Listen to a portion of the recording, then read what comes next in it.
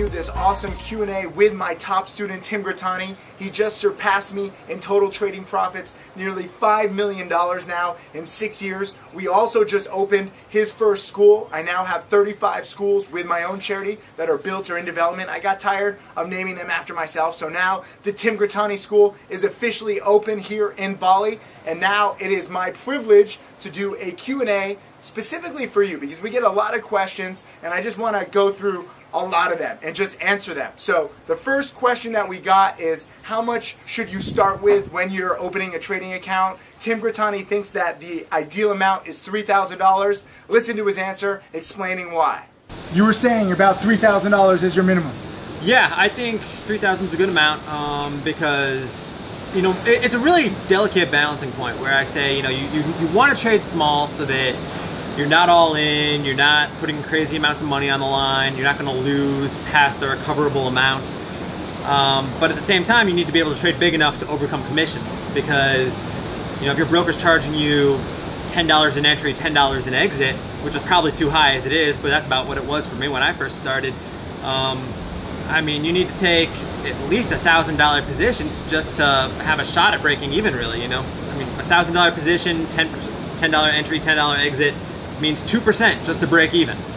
So big enough to overcome commissions, small enough not to be risking ridiculous money when you're just starting out and really have no idea what you're doing. And I like that too. You actually need $2,000 in order to short sell. That's an SEC rule. And I agree with the commissions thing, although there are brokers. I mean, with E-Trade, I pay $5 a commission, so $5 Yeah, they just $5 lowered, that's out. right. Yeah, they're a lot better They now. lowered it. I would be very careful with free brokers like Robinhood, where they just have terrible service, terrible executions. You will lose so much. And if you have no, you know, commissions, like you're tempted to trade all the time, with great power comes great responsibility. And when you're just beginning, you don't have that responsibility. You don't have the knowledge of knowing which trades to take and which ones not to. If there's no commissions, you're just like, well, it costs me nothing, might as well do this, might as well do that. With Robinhood, I have heard so many horror stories. Please, that's another question that I'm gonna answer, okay? No Robinhood. It's good to have a little commissions. And the PDT rule is good because it prevents you from over trading. So many newbies overtrade. You think like, okay, I'm learning, I gotta trade every single second, try this, try that. You need to study every second. Study the past. As a newbie, I think like when I say no days off, it's not no days off from trading, it's no days off from studying. Like as a newbie, you're behind. You know, you need to learn from the past few years so you can see, wait a minute, here's a trend, here's a pattern, here's something that I can actually do. What do you think about studying? Oh, I think it's huge. That was a big part of what really helped me along. I mean, same sort of thing, looking at the past. Like at the time, I was really trading pump and dumps a lot, just the blatant scams. And a big part of my studying was going back and just tracking promoter history. You know, like awesome penny stocks back then. Like I went back through all of their old picks. I was trying to figure out how they performed, how many days they ran, like any little edge I could try to find. And a lot of stuff I looked at, it didn't pan out, but it's okay because a few things did, and that gave me the angles I needed to attack and start growing my account. And if you start looking at patterns like that, like that's the key, like looking, okay, this pattern runs for 2 or 3 or 4 days. Like we see it repeat again and again, the marijuana stocks, the Bitcoin stocks, the police equipment stocks, the shipping stocks. Like you see these patterns, but you have to ideally, you know, witness it in person, because you can look back in history and you're like, oh, it's so simple. Yeah, it looks obvious in hindsight, that's for sure. But when you see it in real time, it's a little different. But at least studying the past can help prepare you, okay, this sector can run for 2, 3, 4 days. So we both profited the past few weeks off the Bitcoin mania. Right. And it's the same exact kind of hot sector momentum that we've seen in the past. So a lot of people weren't prepared. I'm not saying Bitcoin is good or bad. I'm just saying it's the hot sector right now. Yeah, in the hot sector, I mean, there's at least a couple a year, it seems like. And I mean, for me, every time a hot sector comes along, especially with these OTC stocks, it's really the same 2 strategies for me. I buy the breaking out charts, and then I short sell them once they get overextended. Like I'm just doing the same thing over and over. It just changes a little bit to the specific ticker, and you know, whatever price levels I may feel are key. So it's a lot of rinse and repeat. And this is what I think is so key about studying the past, because there are slight variations, nothing is exact. But, you know, a lot of people say, oh, promoters don't matter anymore, so I'm just gonna ignore that. That's not true. That's history that you need to understand How did the promoters used to work? How did this pattern used to work? That's history. That's no different than, you know, if you're a history buff like me, you're studying like the Roman Empire or the Greek Empire. True, they don't exist anymore, but that doesn't mean you could just skip over it and graze over all that education. You know, there's so many lessons from the past. So even though right now promoters aren't in play, maybe they'll come back in the future. Yeah. And you can learn how, you know, he made a lot of his money. I made my first million buying promotions too, even though I didn't even know they were promotions. I was just buying the chart patterns because I was an idiot. Well, and it kills me because all the time, like you'll see OTC, it's not what it used to be, sure, like I'll be the first to admit that. And we'll get times where it's really quiet for a month or two. And then you get all these people commenting to me saying, oh, OTC is dead, like there's no point knowing this anymore. And then something like the Bitcoin sector heats up and everyone's helpless and has no idea what to do because they didn't prepare, they just made their assumptions. You don't want to be unprepared when the next hot stock comes, when the next hot sector comes, okay? You can't control it. A lot of people were asking me on the webinar, I gave a trading challenge webinar, and they're like, when is the next hot sector? Like, how often does it happen? And I'm like, you have to get away from thinking that you're gonna get like bi-monthly paychecks. Like, you don't get paid like a normal job in this. All you can do is prepare, and some days there'll be no trades. Sometimes, you know, for a week straight, there'll be a great play every single day. The problem with you guys is many of you are unprepared when there is a great play. So it's our job to help prepare you, to help you get, you know, as ready as possible. And you can never be fully ready, but the one thing that you can control is your studying. You can't control when the next hot play is gonna be. Yeah, I mean, the best day traders I know, we're reactive, we're not predictive. It's, you know, we react to the best patterns forming and then we know what to do. We react to seeing, hey, this sector is heating up. But we don't sit back and guess and say, oh, I think marijuana is going to be huge in 2018 and then start scooping up marijuana stocks and hold them for 6 months. That's not at all what we do. So learn to react, not predict. That's going to be tough for a lot of people because, you know, everyone's like, oh, Bitcoin, I think it's going to be amazing, or Bitcoin, I think it's junk. And they get stuck in this narrow-minded thesis where whatever happens, they're like, the market is wrong, I'm right. Well, it's an ego trip. It's like you want to be able to call it and then brag about it. Like, I was the first to see it. And Yeah. I get caught up in it sometimes, but it's not going to make you money. It's not going to get you anywhere. It's not going to help you be consistent. So you've got to really break away from that kind of thinking. All right, we got that out of our system. Let's get to your questions. Our juices are here. Ah, nice, Thank you. Cheers. Cheers. Beautiful. Cheers to you guys. I've heard this juice is good. This is good juice. Wow, good job, Kevin. Good call. Great recommendation. Our filmer is multi-talented. It looks kind of weird. It's kind of a weird color. It's like watermelon mint, lime. I mean, it makes... This is what it should be. It makes sense. I just thought that it would look different. Sorry, we have to refresh. It's like 100 degrees here. The number one question we got was, what advice do you have for a 13-year-old?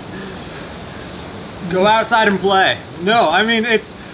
What brokers will even take a 13-year-old? That's what I don't know. Like, if there's a broker out there, I guess no harm in starting out small and trying a little bit, but I mean, I don't think most of the brokers that will really have the shares to short or let you, you know, trade with any kind of size, I don't think they'll have an age requirement that's very friendly to you. So, I mean, if you're really determined to get an early start down this path, put your focus towards the studying, learning past patterns, and when the time comes and you're old enough, be ready to go. Listen, I commend you guys for starting young. I got started in my teens, maybe not 13. You know, 13 I was getting my bar mitzvah money. Then it was just sitting in Series E bonds for no reason for several years. So God bless you, 13-year-olds, 12-year-olds, 11-year-olds, 10-year-olds, 9-year-olds. Fantastic. Start studying. Don't play with money. It's dangerous. If you study, then that will only help you later on. And if you're under 18, in order to do this stuff, you need parental permission, okay? I'm not just teaching random kids out there. Like, I'm not gonna have a bunch of kids being like, oh, let's go trade penny stocks. Like telling your kids to stop playing Pokemon or stop going to school and they're gonna trade penny stocks. That is not what I want. You know, I've got to give props though. At least they're looking at stocks. Like when I was 13, I was getting into poker, and poker was terrible odds. So I'm giving you guys props, you young ones, but get parental permission. This is a legal requirement. You need parental permission. And remember to drink your milk and brush your teeth and go to bed early too. It's good to get started young. If I had it all to do over again, I don't know if I would probably start at 13. I would do a lot of things differently, 13 to like 18. But if you get started at like 18, 19, 20, I think that's a good time to learn. Most of the best traders and investors become really good like in their 30s, 40s, 50s, 60s. You don't find that many 20-year-olds until recently because technology has improved where we can teach you like this. I mean, it was very tough for me to learn back in 98, 99. There were no books, there were no video lessons, there was no online video. So it's gotten easier, and you've had you've ridden the technology wave over the past 6 years. Upcoming students like Dux has benefited from all our webinars, like Stephen Dux started with 27,000, just crossed 1 million. He's watched all of our Trading Challenge webinars like 3 times. We couldn't do those webinars a decade ago. Now Roland, who just passed $200,000, started with 4,000. He watches everything, DVDs, online video lessons, webinars. So as technology improves, you have more and more content, more and more resources. So it's good to get started younger, but also go out and enjoy, okay? Like when you're that young, just live off your parents, like study, but don't focus on money. Like a 13-year-old with a lot of money, that's dangerous. I don't want 13-year-olds making that much money. I appreciate it, but also I think that the best lesson for a young person is that it's more important to develop good habits in the beginning than make a lot of money. Because you can make money by like going all in and being right, and that's a bad habit that'll cost you much more in the long run. So I'd rather you develop good habits, building your account slowly, learning to take singles, learning to cut losses quickly, rather than going for home runs. I know it's tough to fight that because you want to make as much as possible right away, but if you think in the grand scale of like your life, like 10, 20, 30, 50 years of finances, what can you do today that will benefit you 2 decades from now? The money that you make today will be irrelevant, but the habits that you create and the knowledge that you learn will serve you well in the future. What do you think? That's very true. Like I remember my first couple months of trading, like I was making $20, losing $20. Like that is not very significant money, but it was that experience that really was worth the most. Yeah, experience matters. So let's get to a question. Tim Grittani, out of all the DVDs and video lessons, what gave you that aha moment where it all just clicked? Chopper Trader, thank you. I guess one of my first aha moments was the multi-day breakout pattern, and that was Penny Stocking Part 2, right? Penny Stocking Part 2 is a must-watch. It's my best reviewed DVD. It might be a few years old, but all the patterns still work. It's crazy. Yeah, I remember seeing the multi-day breakout in there and really liking the idea behind that pattern, just kind of the concept of why that breakout should continue to go up. It was where I poured attention early on. Cool. For me, I actually did have one aha moment. Most of you will not have an aha moment, so don't look for like everything is going to be so tough and then one moment it's going to be like Neo in the Matrix and you're going to know Kung Fu. I think trade by trade will help you see the world better and see the opportunities a little better. For me, my first $100,000 profit day when I was a freshman in college and I bought this stock that was going to be on TV. I like buying upcoming news plays. People buy in anticipation, and they said they were going to be on TV over the weekend. This was during the internet mania. Like any new technology was just going to have positive news coverage. There wasn't any exposés back then. And they said they made cell phone coverage better on ISCO, Illinois Superconductor. The stock had gone from 5 to 17 over the week, tripled in anticipation of this. And I was very cocky back then. I put 3/4 of my net worth in there. I bought 10,000 shares at 17. It closed at 17 and a half, so I was already up 5,000 roughly. I was worth $250,000 at the time, so I'm betting 170,000 like an idiot. Don't bet that big. But they got the positive news coverage. It gapped up to the 29-30 area. I made 100,000 plus on that following Monday. I was like, I'm out. It kept going. It actually nearly hit 40 the next day. So the media lasted for 2 days, but just being able to make $100,000 in a day as a freshman in college, like that's what lawyers make over the course of a year. And even though I don't want you being that aggressive, even though that was the tech bubble, so it was a very specific time. Understanding that, and you had a $200,000 day, you know, understanding that you can make this kind of profits in one day, like, it makes everything else, like, puts everything into perspective, like what's possible if you have the right strategy and the right preparation and you're there. What did you feel like when you made your $200,000 in a day?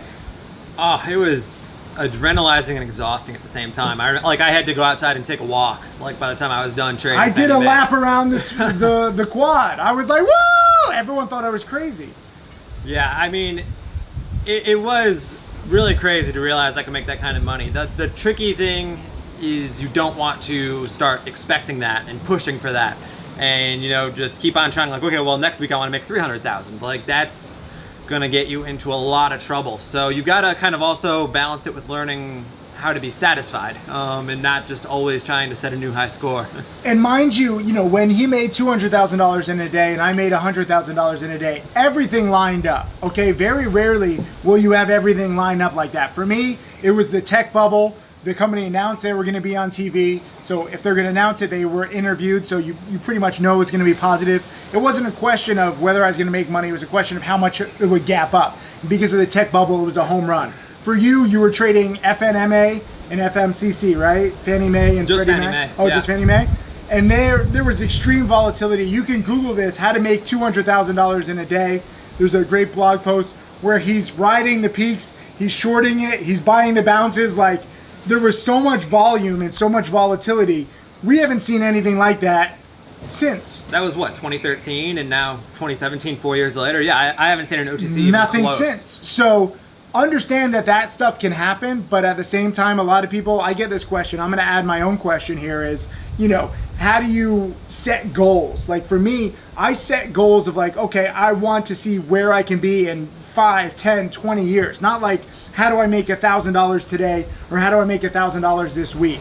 If you try to do that, you'll start forcing trades when things are not all set up, because you're like, well, the week is closing, I haven't hit my goals, let me make some trades. And you start thinking, I need to make this trade. You never need to make a trade. Think of yourself as a retired trader. Only go into the market, only, you know, put a sizable position when everything lines up. You can't say, oh, I'm gonna take Tuesday off from work and I'm gonna trade today. You should always be looking at the market. Even here in Bali, even with a time zone, like we try to stay awake in the middle of the night. We're like, is there anything hot? Last night I wanted to go to bed earlier, but I saw some good plays, so I pushed myself, I stayed awake, I made nearly $2,000 because there were some setups. You made 4,500 last night, right? Mm-hmm. Did you stay awake a little longer because there were some plays? Yeah, I was up past midnight. It's tough trading here. It is. Props to everyone on this side of the world who does it all the time. But notice that we don't need to trade. If we had done this interview and he had made nothing last night, we would have been fine with that. We really try to wait for the best plays. And when you understand what the best plays are, it's easier. The problem most of you guys have is you don't know what the best plays are because you're not studying the past. So everything we teach is interlinked. Let's see, another question. Ooh, this is from Aaron MF. For someone starting up with a small account and looking for a stock to hold overnight, what are the key points for you to hold?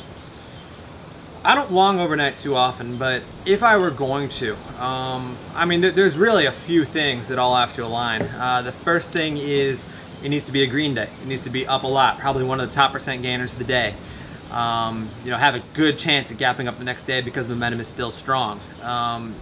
In the past couple of years, I've started looking a little more at VWAP. That's value weighted average price. It's a little indicator most brokers can let you add to your chart, and it'll just draw the little line for you. But I like to have the stock above VWAP, where that just sort of indicates to me that it's still on the right side of momentum, where it could continue to squeeze on up. Shorts are still underwater, or the average short, I guess. Strong volume, that's another one I like to see. And then I will do a little bit of fundamental research now, where I look at the SEC filings, and if I think that there's any chance that the company needs money or they might do some kind of offering overnight, I won't touch it. But if they're in okay financial shape, they don't need to raise immediately, then I feel safe holding overnight. For me, when I hold a stock overnight, I want some kind of catalyst. When I made the $100,000, I knew they were going to be on TV over the weekend. The other day I was long MGTI on a Friday. Same kind of pattern where it was a multi-week breakout. It was Bitcoin. Bitcoin was breaking out. The problem with Bitcoin is that it trades over the weekend, so it was a little bit of a risk. You don't know what it's going to do when the stock market opens up. As it turned out, Bitcoin spiked 20% over the weekend, so I was in the right. MGTI was a nice multi-month breakout. I actually underestimated. It's now spiked like 80%. I made like 20%. I don't mind taking singles. But when you hold overnight, you know, just like, you know, you like the multi-week, multi-month, multi-year breakout pattern. Right. You want something where I feel like a lot of traders aren't looking every single second like we are. They're not as meticulous.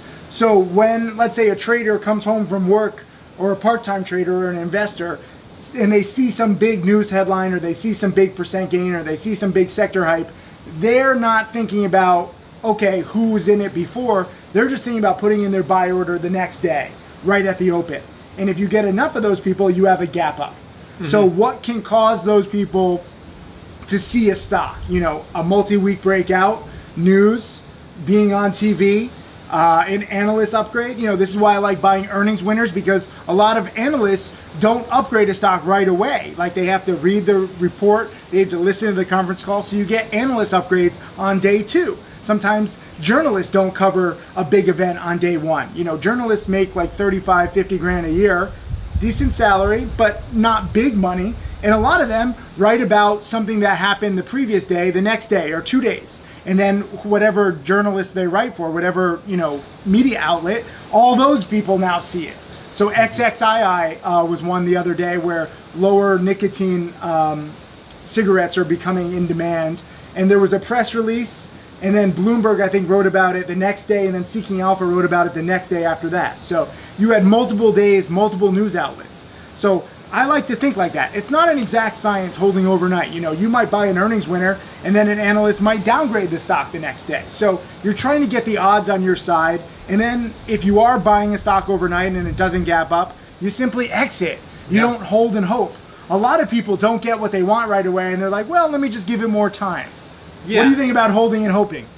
Terrible. I mean, yeah, like you were saying, and I will say this also about the holding overnight. I prefer doing it with OTC stocks. I think that it's a lot higher odds when you see an OTC, especially if it's been breaking out like you were just talking about.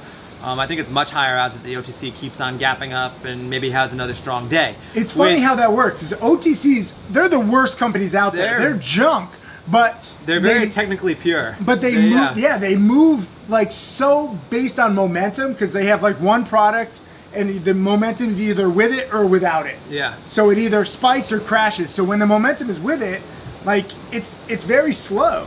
Yeah, and with the listed stocks, I think it's a lot more of a toss-up. And a lot of people will hear, okay, it's a toss-up, and then not want to take the trade.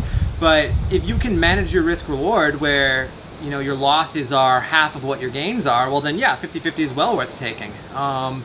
But that's the hard part, and I really struggle with it myself, is if the stock is gapping down the next morning instead of gapping up like you expected, you just got to get out. Like I every time I try to hold or give it a chance and hope, oh, maybe it'll go red green. I mean, first of all, that's a low odds setup, but you know, usually I double my loss at least. And I'm glad you brought that up, because a lot of people, for example, do cut losses quickly, and then the stock goes up, and then they regret cutting losses. You can't regret your discipline, because that's going to save you the majority of the time. Every now and then, a stock will do a low odds setup and go red to green. But I don't feel guilty missing that, because I stuck to my discipline. If you lose your discipline, you have nothing. If you just hold every time, you have nothing. Maybe sometimes you'll win, maybe sometimes you'll lose, and that's most traders. And on the whole, most traders lose. And this is another thing with odds, you know, like, okay, we have like 65, 70% winning percentage, but I know some traders where they're like, they think, okay, if you have 50-50 winning percentage, you're failure. But if you control your losses, let's say you lose, you know, $100 50% of the time, and then your wins, you make $500 50% of the time. Your overall wins are more than your losses. So it's not just about your winning percentage if your losses are smaller than your gains. Mm-hmm. If you control your losses. If you let your losses get out of control, then you're screwed. So that's why I'm so crazy about cutting losses. Right. And to get back to your point about not letting the rare moves frustrate you. That's really hard to do as a trader, but it's something you've really got to work on, is focus on what you could have predicted in the moment. I mean, back when I was really buying pumps a lot, I mean, all the time I would sell way too early. But I mean, if you've got maybe 5 pumps that'll run 20, 30, 40%, and then one that'll go 300%, like, I'm not going to beat myself up that 1 out of 6 times that it really goes nuts. Like, focus on what you could have predicted in the moment. Don't let hindsight frustrate you and say, oh, I should have known, because reality is you probably shouldn't have known. So if you're really trying to look back at the past and learn, think about what you could have known in the moment, I guess, or what you could have predicted in the moment. And singles win the game. You don't need to go for home runs. You know, Yeah. MGTI, I bought it at 133. I sold it at like 163. Made my 20%. It goes to 243 2 days later. I don't feel 1 ounce of regret. I made my roughly $2,000. I sold it well. I didn't even have Wi-Fi. Some Wi-Fi here like blocks Interactive Broker, so I actually called in my order. I was in the right spot at the right time. I nailed it. Capture all of the gains, and that's fine. Singles win. Another question from Mother Truckin' Trader. Did you at first have trouble pulling the trigger on trades, and if so, how did you get over it? Definitely, yeah. I mean, I would be thinking about taking a trade and my heart rate would go way up. I'd like be shaking. I'd be freaking out. Like, it would be really scary to think about it. And there were quite a number of times where I would just sit there and stare at it. I wouldn't buy the breakout or pull the trigger on the setup that I saw. And then I would watch the stock make the move without me, whether it went in my favor or not. It took time. That really was the main thing for me. It just took time. It wasn't any one thing I did. I didn't like size down. I mean, like, I think maybe you could try sizing down and trading a little smaller to encourage yourself to pull the trigger more. But I didn't do that. I just kind of had to take the time to just get there mentally and be ready. And for me, it was watching, you know, the vast majority of the time that I would have been right. And at a certain point, I just said, okay, enough's enough. I've got to try this time. I've got to pull the trigger. And for what I see with a lot of you guys is, you know, trading is scary in the beginning when you don't have knowledge, when you don't have a plan. Don't trade with size in the beginning, okay? Don't be afraid to trade small. Your friends, your family might mock you for like having such small gains and you're spending all this time and it's like penny stocks and like it's all a big scam, but you need to focus on the long-term goals. And if you do that right, you take small gains, you take small profits, you practice, okay? Practice makes perfect. So many of you want instant success. It took you 9 months, roughly, to find consistency. Yeah. This is the next question. Max Billy Goat, I love these usernames, says, what really sparked your consistency after 9 months? And it was doing less, which is so counterintuitive because you think, okay, the more I trade, the more I'll make.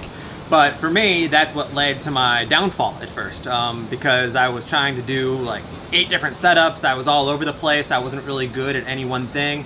And I bled myself away trying to short sell something that I didn't really understand. And my aha moment, like, that really clicked things for me was when I realized I'm trying to do too much. And I mean, I had been tracking my trades, which every single one of you should be doing. And I was able to go back and look. And I mean, I kind of knew in my heart, like, where I was comfortable and that I was more comfortable buying than short selling.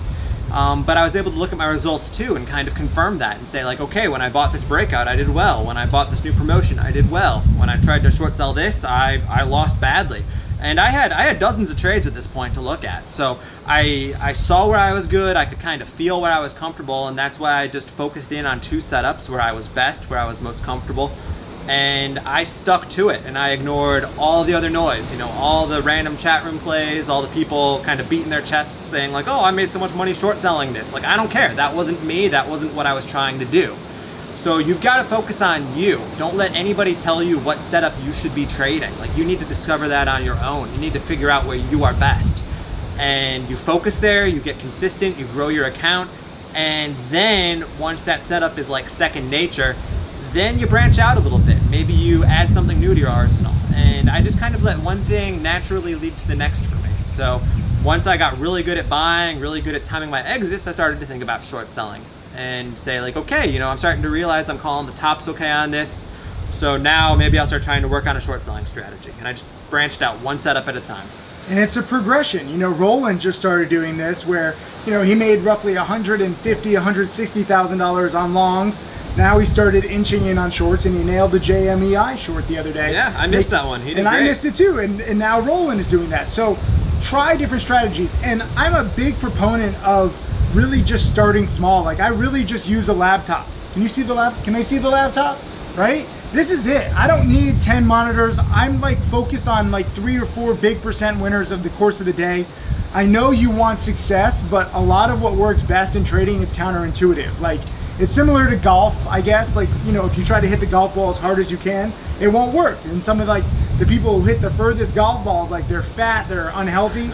Like, it makes no sense. Like, it's very a controlled approach, and they hit the ball further because they have like the proper control, the proper skill. It's not about power in golf.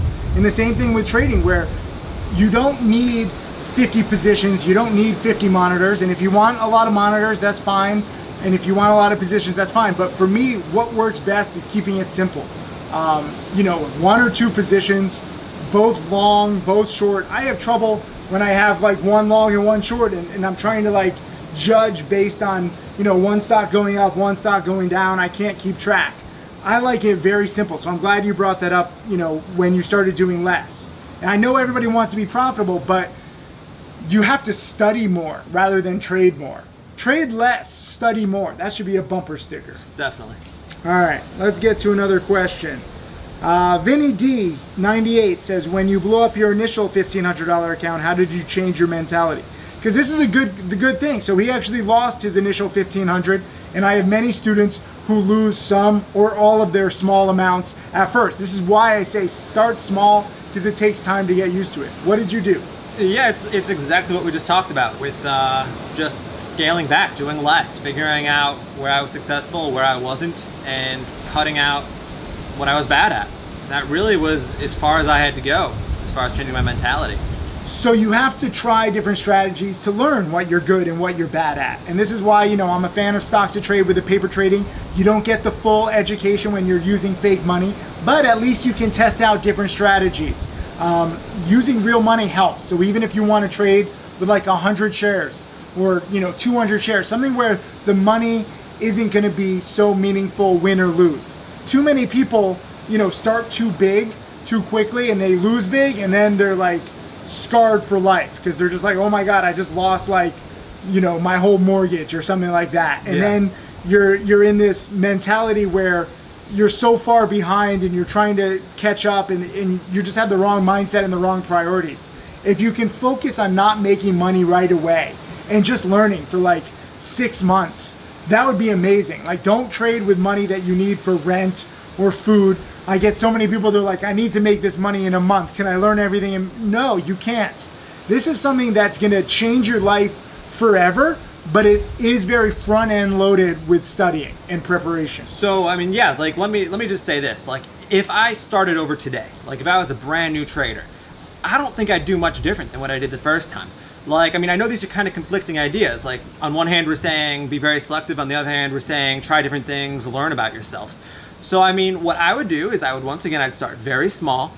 I would trade, you know, I guess I'd study first. I'd learn a lot of different strategies. I'd try to figure out which ones sounded good to me, which ones made sense. And then I would dive in and I'd try a bunch again. Like, I'd be trading them very small once again. I would be trying different things. And then I would let my results guide me and cut out what wasn't working. And I know the natural question, like, and I get this all the time, is like, okay, well, what strategies are best? Which ones should I really focus on? And that's not for me to answer. That's not for Tim to answer. There's endless strategies out there for you guys to potentially learn. And you've got to answer it yourself. What are you good at? What makes sense to you? Question, did you have any prior knowledge of finance before getting into trading? Romina D says. I was a finance major, but I can't say I really learned anything there that would have helped me with penny stocks. I dove into the market pretty clueless and just kind of found my way. MKO says, how do you find good stocks to trade? I use stock scanners. I mean, those are really powerful tools where you can input whatever criteria you want and find the stocks you are looking for. I mean, maybe you're the trader who likes to buy bounces, and so you can scan the market for stocks that are down huge. Or maybe you're like me and you want to buy breakouts. So I'm scanning for stocks that are near their highs, and then I'm looking at daily chart patterns, looking for ones that are nearing breakout levels. But yeah, get a stock scanner, use a stock scanner, because it really can help you find what you're looking for. And I would encourage you guys to focus less on news than, price action. Price action is king. Like, scanners don't, you could scan for news. I wouldn't do that. I would scan for specifically big percent gains. That's what I look for over different time frames. But if you look for that, those are the stocks that are in play. Companies will say anything to get you to believe in their technology and their product. They'll say, we have this great deal, we signed this letter of intent, we have this big contract. Almost all of the stocks, especially penny stocks, are full of BS. Almost all their deals will somehow screw up, and they'll make excuses later on. But those of us with money, those of us, who are experienced, have seen so many failures, so much BS over the years, we just ignore it. What we don't ignore is big percent gains and breakouts, because that is what works. And that's the market telling you that the news matters. A problem I see a lot in the chat room is people will say like, oh, like such and such company has news, like they announced a contract win, this could go up. And then if you look at the stock and it's doing absolutely nothing. In fact, maybe it's sold off most of the day. And it's been downtrending all year. Right. Like that's a great example of something I would never even consider for a trade. Now, if it's a company that announced their contract win and they're gapping up and there's increased volume, that might tell me something's going on there, and that's worth looking at. But a chart is nothing more than a visual representation of what the money is doing. And so follow the money. Follow the money, yeah. Good. How do you stop yourself from over trading, says Cream TV? I've got a dartboard in my office, so I'll definitely take some midday breaks to play darts with my wife. I used to watch TV shows a lot, just stream random stuff midday just to distract myself, but it's not that difficult for me anymore. At this point, I've gotten really good at realizing either the setup is there or it isn't. It's very difficult for me. I'm a confirmed addict. If any of you have ever eaten dinner with me, I have a problem not ordering the entire menu. I can't help it. That's just who I am. So I like to travel to ridiculously exotic locations where the Wi-Fi is weak and the time zone sucks. I'm kind of serious though.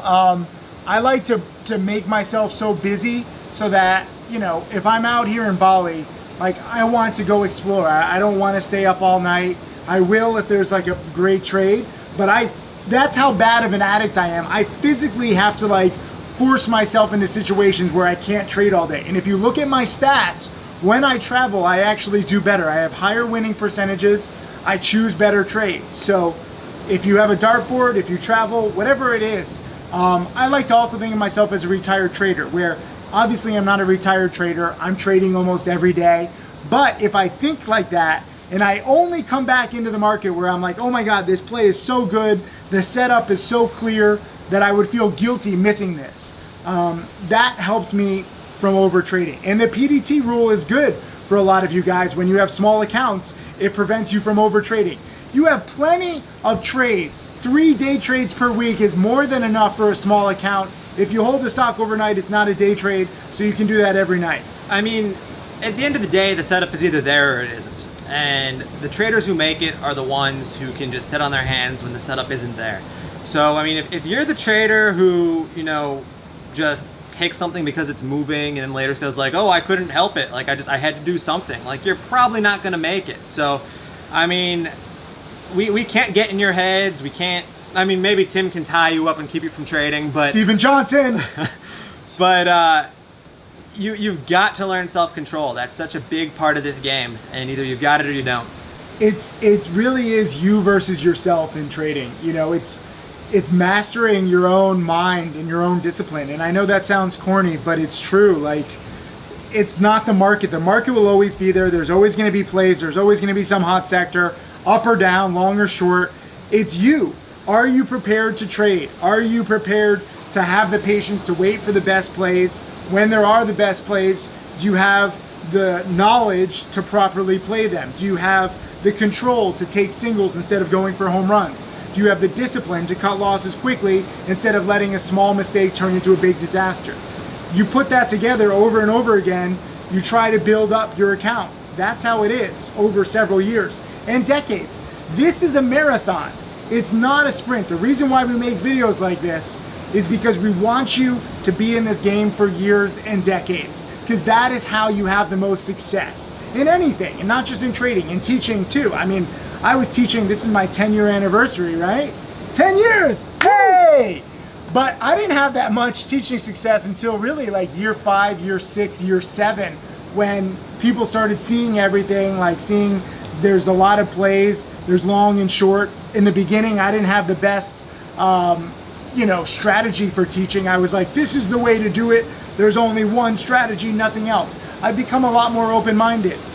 So you adapt over time. That's what this is all about. And it's about not blowing up in the process, taking small gains in the process, not getting discouraged by small losses.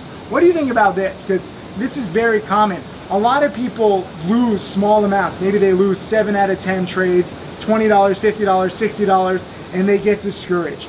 How do they stay on track? Because for me, small losses, I don't worry about it. Not even just because I have money, but just because cutting losses quickly is part of my discipline. But a lot of people get discouraged. What do you say to that?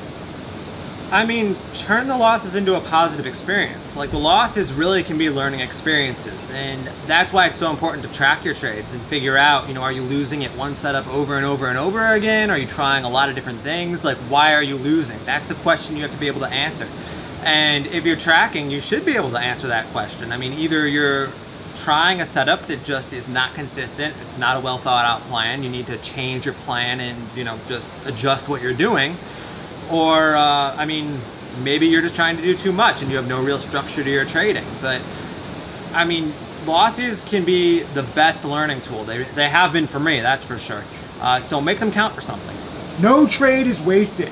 Every trade is useful for something. You're either going to get richer or you're going to get wiser. So both of them are useful, and you can't have just profits. That's not a complete journey. And if you only do have profits, like I didn't have a big loss until my big $500,000 loss in Cygnus, I didn't have the full education. So I was successful, but I was setting myself up for failure by not being prepared to cut losses. One thing you don't want to do is look at every single loss like a failure and, I'm doing something wrong. Because there are a lot of times where good setups just won't work. So don't take a loss like on a multi-day breakout and say, the multi-day breakout pattern is bullshit, I'm never going to trade that again. Like that, again, that's where it comes back to tracking. If you see that you're losing on that, only like 2 out of 10 trades, like that's fine. Like sometimes it just won't work. Losses are part of the journey, and you cannot have the journey without losses. So be prepared for losses. All you can do is manage them. Mm-hmm. That's the thing. Yeah. Okay. Last question. We got to get going to lunch. Best plays to look out for growing a small account of 1,000 or 2, says Eddie Murphy. Of course. Of course. I love multi-day breakouts. That's one of the only long strategies that I'm really like gung-ho on. Like, yes, go for it. If I started with a $1,000 account, I would play every multi-day breakout that I could. Other than that, that really just might be the one. I talk about 1 to 2 patterns early on. Like, that'd probably be my one. Is I'd just be buying and slowly growing my account with breakouts that don't happen often. I might only be making a trade or 2 a week, but it'd be a high odds situation that I'm comfortable with. And maybe in the meantime, I'm tracking other stuff, looking for other angles to exploit. Short selling, I probably couldn't do much with $1,000. You said $2,000 is the minimum. So, I guess I don't buy much, so I'm not good with long strategies. So I'd have to get back to tracking and figuring out what other angles could I find and maybe add one more setup to my arsenal. So for me, he likes buying breakouts. I buy breakouts too, but I'm more comfortable with my dip buys.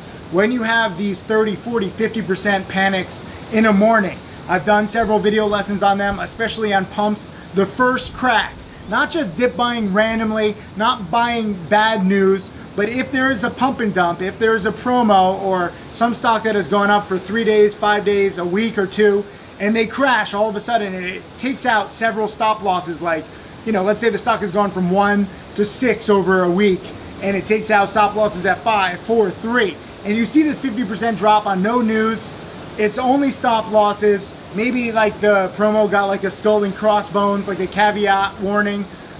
Maybe there is some bad news, but if you have all those stop losses getting taken out within 10, 15, 20 minutes, that oftentimes represents a very good dip buying opportunity. Understand it is very scary. I'm not just saying dip buy anything. I'm not just saying dip buy and hold. But when you see a stock that's starting to bottom, and if you look on the level 2, if you start seeing kind of like, you know, if you look at my Learn Level 2 DVD and you see the wall of sellers and it starts getting smaller and the wall of buyers starts firming up, ideally at a former support level, you might try to dip buy, let's say 1,000 shares or 500 shares, and try to make $200, $400 within an hour. We've seen these dip buys, you know, bounce 20, 30, 40, 50% within an hour, sometimes even 100%. Even yesterday on RTNB, terrible news, terrible company, terrible stock. It dropped from 380 down to 150, and yet off the lows, 150 to 280. So you could have nearly doubled your money between pre-market and by like 10 a.m. Eastern. So it's not like, you know, a fundamentally sound strategy where like I'm buying good companies, I'm buying terrible companies, but taking advantage of market mechanisms. These stocks crash so quickly because of stop losses, because of panic selling. That opens up a little opportunity. RTNB actually did bounce to 280 and then finished, I think, at 220, was it? About, yeah. So there was a dip buying opportunity in the morning, but I really like dip buys in the morning only. I will not dip buy a stock like that's panicking into the close. I will not dip buy a stock that's panicking and closes low because it might get, you know, crushed the next day or halted overnight. I wouldn't even hold these kinds of stocks overnight. I'm specifically dip buying them for a very quick bounce. And if there's no bounce, I cut losses quickly. Sometimes I take 2% gains or 2% losses. But a lot of the time I will capture 20, 30, 40% gains inside of an hour. Do you ever do those dip buys or no? I used to with OTCs when they were really liquid. Yeah. And I could use that level 2 and kind of watch the stacking action you were talking about. I don't do it with listed stocks. I hate dip buying listed stocks. I see you do it sometimes. Yeah. So that's a good example right there. I'm the breakout buyer, he's the dip buyer. Like, figure out who you are. Don't let us tell you which one you should be. And there's multiple patterns. You know, Stephen Ducks likes shorting like you do, and he likes dip buying like me. He's like the Chinese clone of both of us combined. It's kind of crazy. You need to just try out different strategies. I'm a big fan of what you said about that, where you test out different stuff and you see what suits your personality best. Like, there's no one magic formula. There's no one magic strategy. Even if a strategy has made me $1 million, my first million was buying pumps, and then that disappeared. Then I had to adapt. I made my second million basically shorting pumps. You used to buy pumps, now you're trading NASDAQs. So as a trader, you must always adapt. You can never say, oh, I have one strategy for the rest of my life. Although you will find that the original strategy or variations of that strategy will come into play again and again. So no strategy, I think, really ever dies forever. It just gets, like, you know, reincarnated and comes back in different ways. Right. I don't know. One last thing. Do you have anything to add to these people? Let's see. We answered a lot of questions. Oh, man. I mean, I think we covered it. I agree. There will be no more questions. No, you can ask me questions later on, but we wanted to just answer a lot of FAQs. I know this can be overwhelming and complicated for you in the beginning. Trust me, it gets easier. As I said on my Trading Challenge webinar, I've never had a student who's been studying hard for 2 or 3 years and saying, like, I still don't get it. It's like people who have been studying for 2 or 3 weeks or 2 or 3 months or even like 5 or 6 months. If you give it time and you see more and more examples, like, it gets easier. You can listen to us all day long, but you have to see this stuff in real time. Like, it's very easy for us to talk about these pumps and big percent gains. When you're seeing it in these big gains or losses, if you don't cut your losses quickly in real time, shit gets scary. Oh, yeah. And if you're using your hard-earned money and it's on the line, like, you know, your mind will go blank if you're not properly prepared. I don't want you to be a deer in headlights where your losses are just growing and you're like afraid to click the button. You need to get to a point where you're so trained, okay, I need to cut losses. I will click that button. No hesitation, because every second you hesitate in a low odds setup or a trade that's going against you, that can just add to the potential damage. And I don't want that to happen. You must always guard against blowing up. All it takes is one bad trade. If you go all in, if you get too cocky, if you use leverage, if you think that you're better than the market, one trade can wipe out years, decades of hard work. So while trading isn't as scary as you might think, you do have to be on guard with your losses. And that's my best lesson. There's always going to be enough volatility where you can profit 10, 20, 30, 50% in a day or two. But guarding against losses, guarding against blowing up, guarding against getting discouraged along your journey, those are my big things. So thank you again for joining us. Congratulations on the Tim Grattani School. We're gonna play some footage that we got. This guy just opened up his first school. We're building schools all over the world. I hope to teach you guys. We have students now in nearly 100 countries. You can do this from anywhere. Long live the internet laptop lifestyle. Cheers. And the Tim Grattani School, which Tim Sykes has kindly funded and dedicated it to Tim over here. So we'll be there for an hour and then we'll head a bit further down the mountain. I'm not sure if people will be dropping off then, but we'll then head to the Michael Good School, which is another school that Tim's funded and dedicated to his friend and student, Michael Good. And that's on the coast. We'll be going on a really interesting drive right up the mountains, down the other side. Halfway down the other side is the first school, and then at the very bottom of the hill you'll see the second school, which is next to the seaside. And you can see some before and afters there as well. So, amazing. Nice to meet everyone this morning. Yeah, let's get driving. Have a good day.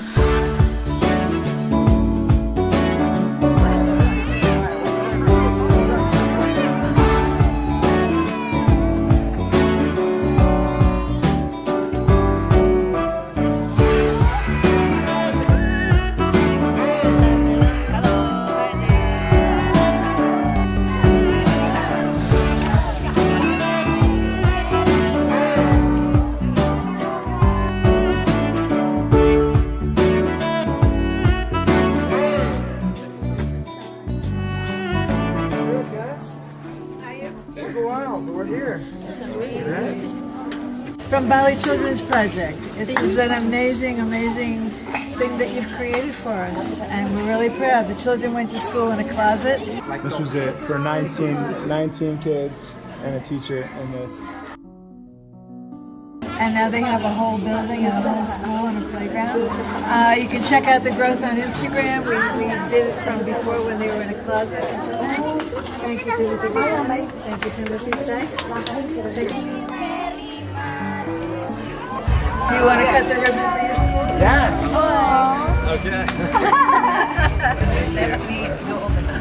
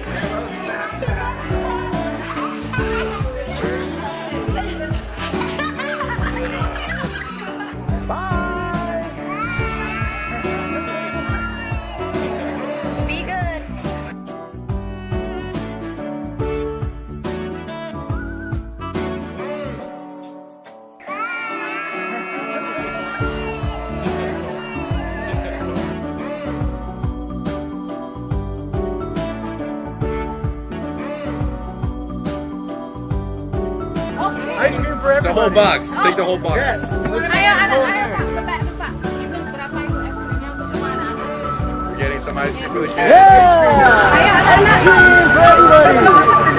Let's give them more. Here you go, guys. Who wants an ice cream? Take your ice cream. Ayo, Here you go. Yeah, we just give it to everything. Dua-dua. Dua-dua. Just take it.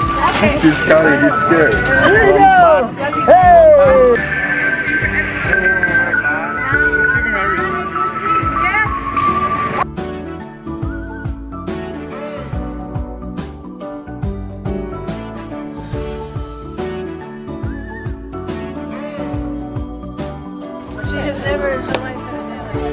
Awesome. It's good. We got some ice cream for the kids. We opened a school, the Tim Grattani School. We gotta get going. We gotta go to the Michael Good School. We're opening schools left and right.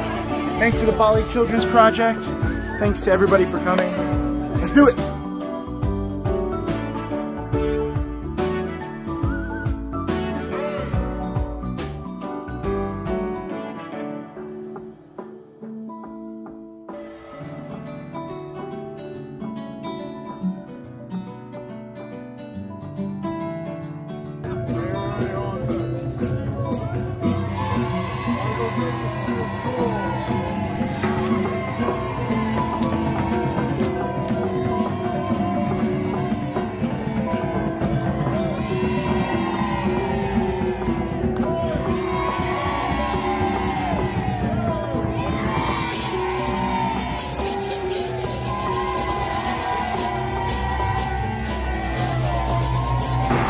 Hey, what's up? Tim Sykes here at the Michael Good School. I got tired of naming schools after myself. Now I'm naming it after my top students. Earlier today we visited the Tim Grattani School. He's my second millionaire student. Michael Good is my first millionaire student. They now both have schools. Tim Grattani actually came to Bali. It's actually kind of an amazing thing to just be here. You know, this has been years in development with the Bali Children's Project. You'll see photos, you'll see videos of all the amazing people who, you know, were part of this. You know, we're having fun here. It's a joyous occasion to open a new school. We visited the other school, now we're visiting this school, then we're going back. A few of us are going to a waterfall. I need sleep because I'm also giving a live trading challenge webinar with Tim Grattani in like 5 hours. So I need to get some sleep and I don't know, I love my life. I've been to Bali a few times now, and you guys are just amazing. Like the people, the food, the culture, and I'm proud to be able to, you know, help bring a little education. And this is the Michael Good School. You might see pictures of him. I'm so excited to open this school and more schools because education is so important. And I want you guys to take, you know, your education very seriously. All you kids and all you parents, please take advantage of this new structure. To announce that I'm going to donate another $100,000 to you, Linda, and you guys, everybody at BCP.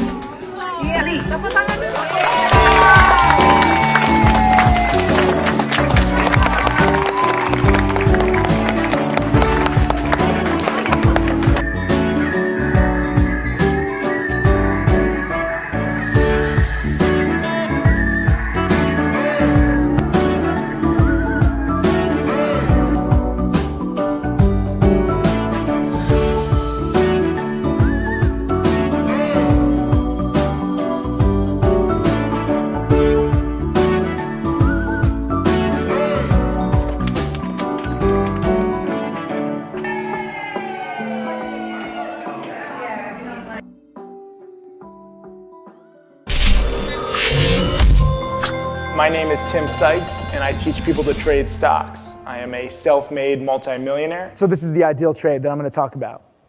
I want you guys to understand every single aspect of this trade.